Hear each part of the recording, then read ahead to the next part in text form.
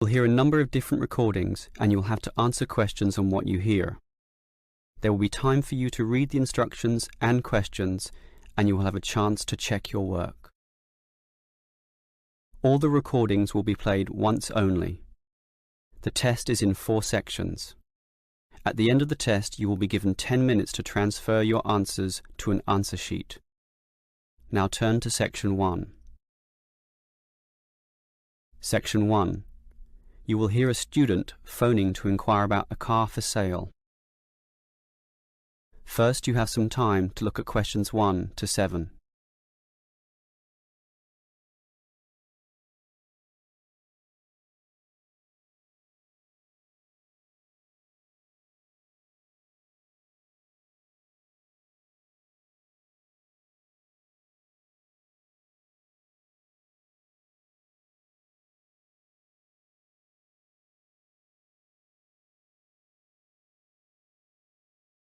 Now we shall begin.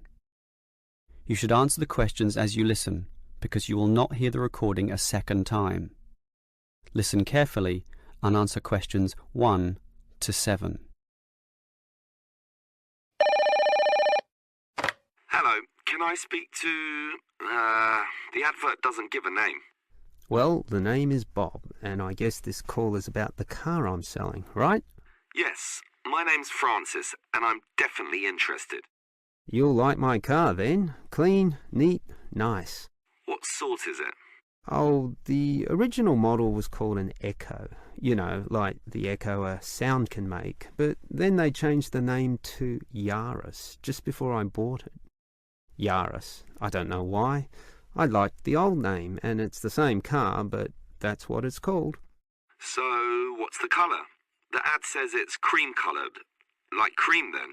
Yeah, well, it's more of a yellow colour, actually. Not cream? No, I don't know why I said that. It's like a canary, and it's more like one, too. So, what about the power? How many cylinders does it have? 4 or 6? My brother has a 6-cylinder car and says it's very powerful. Well, this one's 4 only, but I find it fine for city driving. As long as you don't intend to drive this car interstate or across the country, it does the job fine. That's okay. I just want the car basically for commuting to work and maybe some weekend trips. Is it 2-door or 4-door? I suppose it's not 4-door. The car's too small for that, right?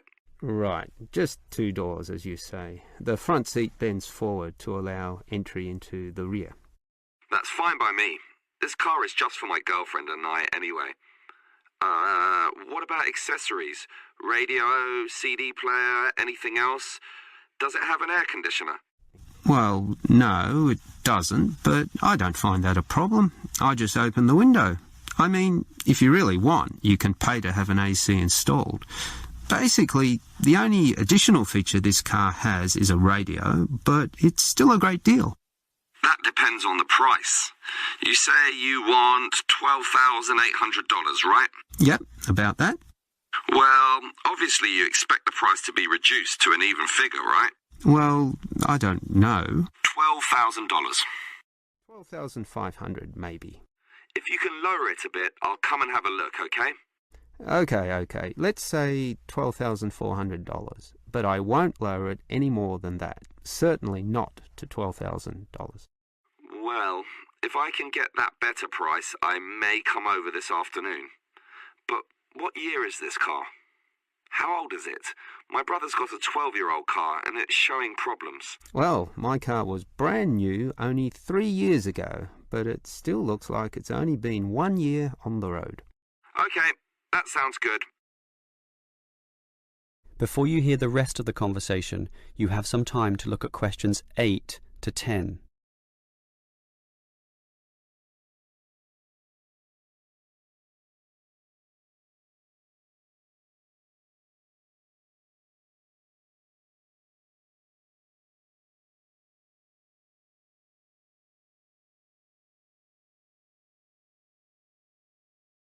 Now listen and answer questions 8 to 10. can I just ask a few more general questions about this car you're selling? Sure. Can you just tell me why you think it's such a good deal? Of course, I won't necessarily believe you, but just tell me what you think. You can believe me. I honestly think this is a nice car, well worth buying at the price I'm asking. How much registration does it have left? To be honest, not so much, but I think having lots of registration is irrelevant. It's the car you're paying for, the quality and advantages of the engine itself. Well, what about that then? Okay, many people like to accelerate down the freeways, right?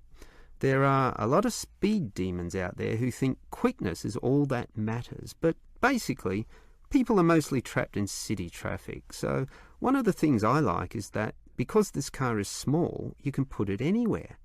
Say you're in the city wanting to duck into a shop. Well, you can fit this car in any little space while you go shopping or do other things, and that saves you a lot of time. Yeah, but it's not that powerful, right? Oh, sure, the feel of a smoothly purring six-cylinder engine attracts many people, but I compare my car to those small football players with the tight turning circles, those who can run rings around the larger players. This car is like that. It can turn this way and that way, dodge here, duck in there, sneak around corners, squeeze ahead and grab a position. That's also very useful when travelling in city traffic. Okay, I'll think about it. Sure, think about it, but all these advantages are sound and appeal to other buyers as well. No one holds the same car forever, so you can say exactly the same things that I just said when you want to sell the car. That will make it very easy for you to pass this car on to the next buyer. Yeah, maybe you're right. That is the end of section 1. You now have half a minute to check your answers.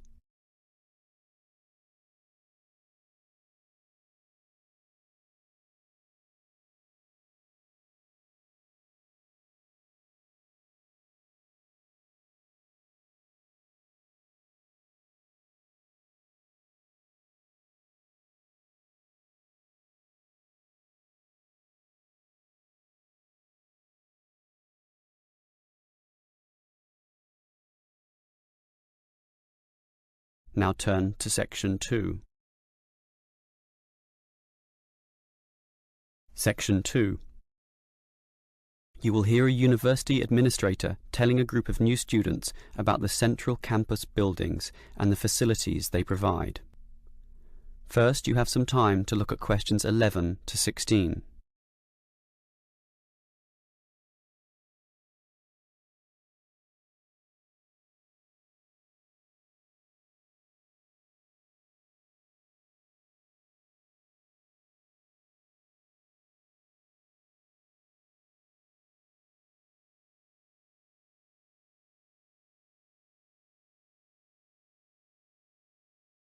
Now listen carefully and answer questions 11 to 16.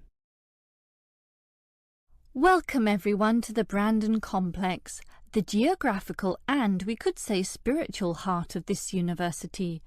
This is basically where everyone eats too, as you can see by looking around. There are many different cuisines here, Chinese, Indian and Middle Eastern, plus the usual fare of a local type, all in that corner over there. We have many shops here too, but the biggest is Wilson's right there, providing clothing and hardware. That's next to all the restaurants. Now, on the opposite side of Wilson's we have 3 shops. The one in the corner there, closest to the restaurants, is for DVDs. Yes, the DVDs are cheap and affordable, and you can also rent DVD players as well. Moving on. In the corner directly opposite Wilson's is the Student Union office. Incidentally, you are all encouraged to join the Student Union, as a Student Union card gives you many benefits, including discounts on basically everything you can buy here at the Brandon Complex. Outside this complex, on the other side of the road, you can just see it from here in fact, is a building that we call by the rather unusual name the H Building. Next to this, on the other side of some trees along the main road, is the Engineering Institute, but that doesn't have anything to do with the Brandon complex. One last thing is that just outside this door, near us here, you can see a grassy oval patch. Well, that's the playing field for what we simply call the fitness room, which is alongside. So you can put on some calories here at the restaurants and then burn them off at the fitness room afterwards. Oh, I forgot to mention this shop right here, in the middle, beside the Student Union. It's the bookshop. And as you can see, it's always busy, always popular. You can buy newspapers, magazines and stationery there, plus a few clothing items as well, just as you can at Wilson's. Why don't you go and take a look right now? Before you hear the rest of the talk, you have some time to look at questions 17 to 20.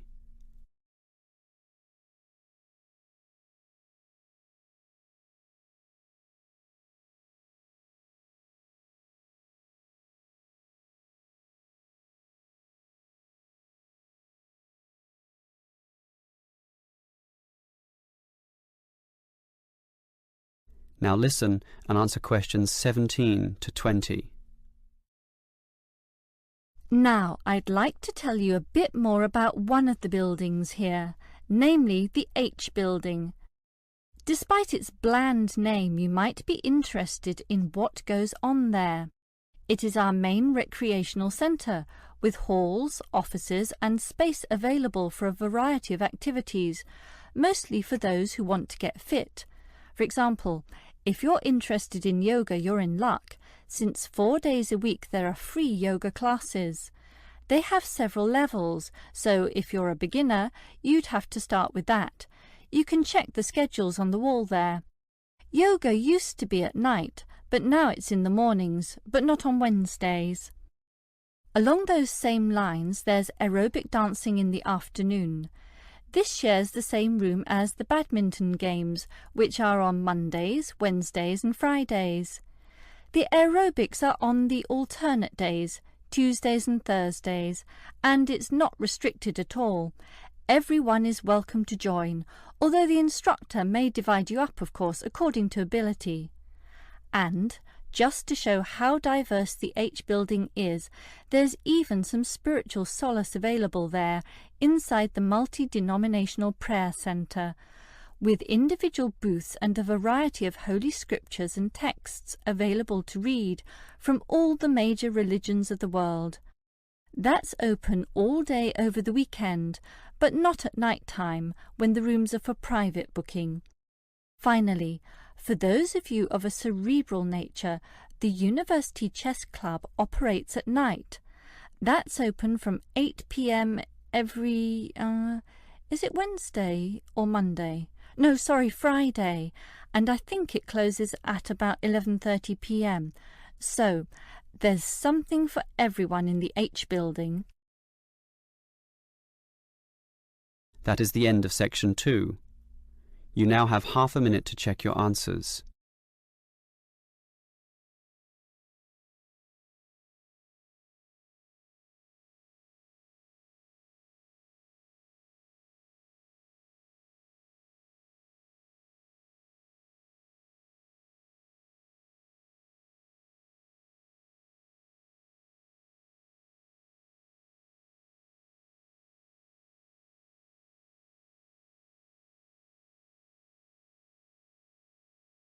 Now turn to section 3. Section 3. You will hear two students, Dylan and Emily, discussing a presentation which they will have to make. First, you have some time to look at questions 21 to 24.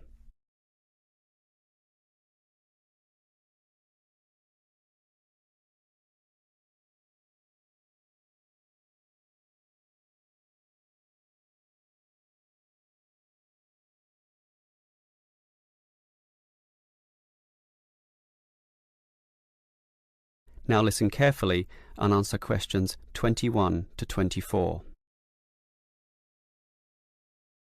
Okay, Emily, as you know, we've got to do this presentation together.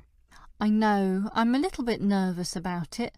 Standing up in front of all those people. And what if the presentation fails? What if... Don't worry. I've been reading a book about giving effective presentations. It's not that hard, but the way to do it is certainly not always obvious either. For example, do you know what the most important part of a presentation is? The final summary, I guess. The opposite. The first minute, in fact. The theory says that first minute is when you win or lose the audience. If you lose them at that point, you'll probably never get them back. So that's why you need a hook. A hook? You mean like when you catch fish? Yes. I mean, not exactly, but yes. We want to catch the audience, right? So we need to start in a way which wakes them up, gets them interested, and makes them watch us. I see. Basically, no matter how good our presentation is, if the message doesn't get across, the presentation fails. So we need to give a fact which really amazes them, or an interesting story, or pose a dilemma which makes them think, something they can really puzzle over. It's better if this is related to the subject, of course, something to do with management in our case. So that's the hook? That's right. From then on, we'll just follow the basic advice. Like what? Like, talk to your audience, as equals. Don't talk down to them, or up to them. They're just the same as us, right? You're right, Some of the best presentations I've ever seen sounded just like conversations. Exactly. And what else made them good? Well, the speakers sort of involved me in the topic and issues under discussion by asking questions, by referring to me, by saying you, and, well, basically they were interesting. And they're exactly the tips we'll follow too. It should be fine. Before you hear the rest of the conversation, you have some time to look at questions 25 to 30.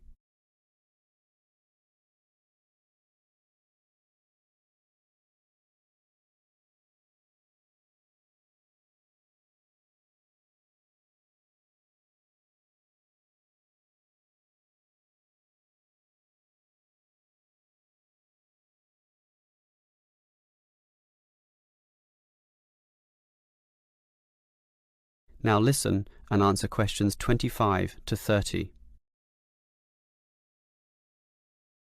Emily, I think this will be a fine presentation, but how are we going to divide it up? For example, who's going to open it, you or me? Well, I think you have a very natural style, so you should start. This talk has 5 main parts, so you can introduce it and then do part 1. That's the historical context or background to the issue. Yes, then I'll do part 2 about current views. You do part 3 and I'll do part 4, leaving both of us to handle the question time. I'm okay with that. In part 1, I'll probably speak at length about Hoffman's theory, about management styles, and compare differences in culture in relation to the style of management used. That sounds good. Those differences are important and certainly relevant to the current times. Hoffman makes some excellent points too on this issue. That's why I'll follow up with present-day perspectives and viewpoints on this, such as the problems facing today's managers in the complex multicultural workplace, where basically one can no longer assume one is dealing with a single culture in the workplace, but actually a multiculture. That sounds good also. Then I'll take over, discussing the implications and problems of this. I suppose you'll look at the pluralist movement. Yeah, I was thinking about that, but then I changed my mind. I've decided I'll look at the productive diversity argument. It's more interesting anyway, so I'll go with that. Then I'll tell everyone what we've decided is the best business practice, or what is most likely to work in most situations, which is basically ignoring pluralism and productive diversity and linking everything back to Kotter's theory of human universals. Yes, the theory that argues modern management should target the universals of human nature. Right, and that leaves both of us to field questions at the end. Are there any questions we can predict so that we have some good answers ready, about resolving industrial disputes, for example? Well, I'd say that industrial democracy usually surprises people, so we should expect a lot of questions about that. Yes, the theory is that it increases productivity and reduces industrial delays. And results in better decision-making, but that's all theory. Most people would think that industrial democracy is just about unworkable in practice, so let's be ready to explore that issue in some depth, as well as any other related topics, okay? Okay. That is the end of section 3. You now have half a minute to check your answers.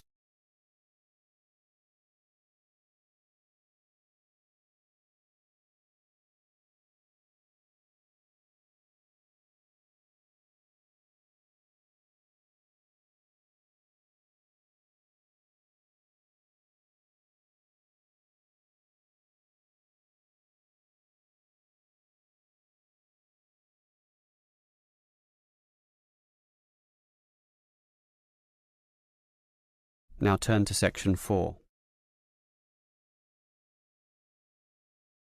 Section 4. You will hear a lecturer discussing the possibility of creating nuclear fusion. First, you have some time to look at questions 31 to 35.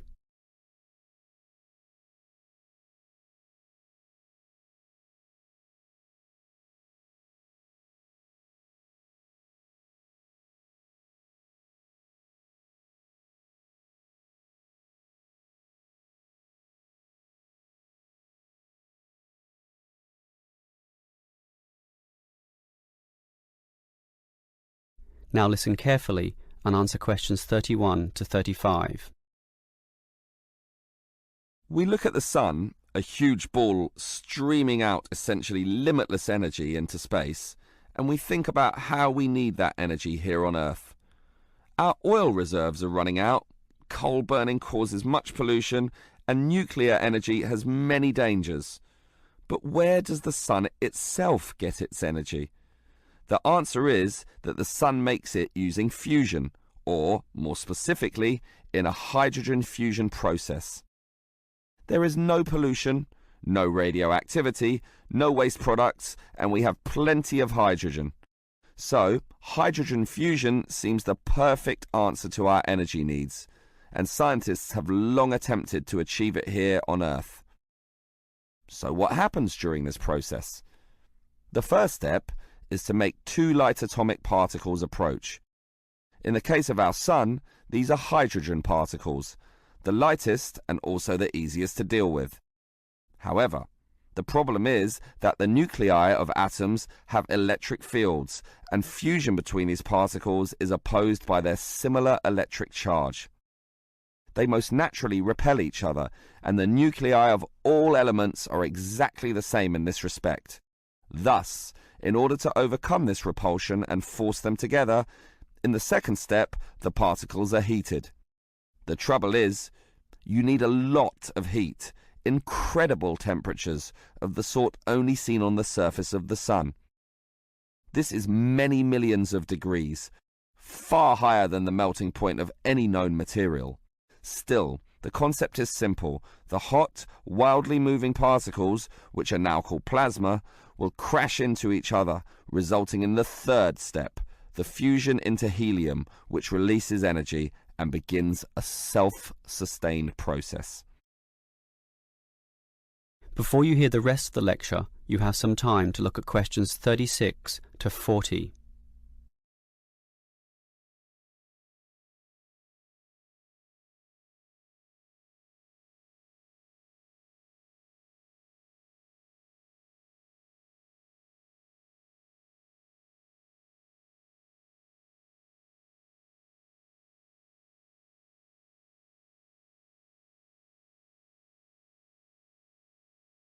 Now listen and answer questions 36 to 40.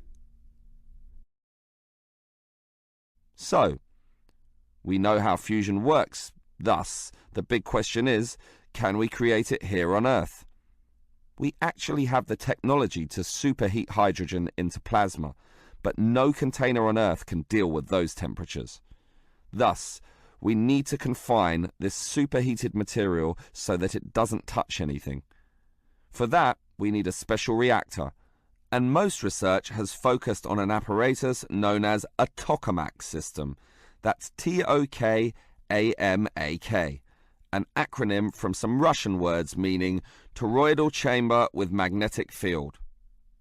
It's an apt name, since a very powerful magnetic field is used to confine and suspend the super hot plasma in the air so that it doesn't touch anything. This is possible only because this plasma has an electric charge, which interacts with the magnetic field. Of course, the walls of the fusion vessel will still get hot, very hot, and to avoid being melted, they must be cooled with a cryogenic system to intensely low temperatures. But now we are faced with the second problem. If we are to draw power from this system, the reaction must be continuous and controllable.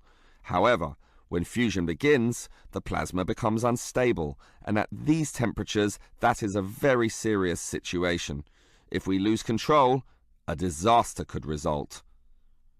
Despite the obstacles, in 2010, a European device managed some success, but needed far more power to generate the fusion reaction than that produced from the fusion itself. Obviously then, it was not useful as a power source. More to the point, this system could only sustain a fusion reaction for a fraction of a second, yet, to self-sustain, the fusion needs to run for at least 10 seconds. And the future looks bleak. Unfortunately, most scientists predict that many decades will have to pass before fusion power can become a practical reality. That is the end of section 4.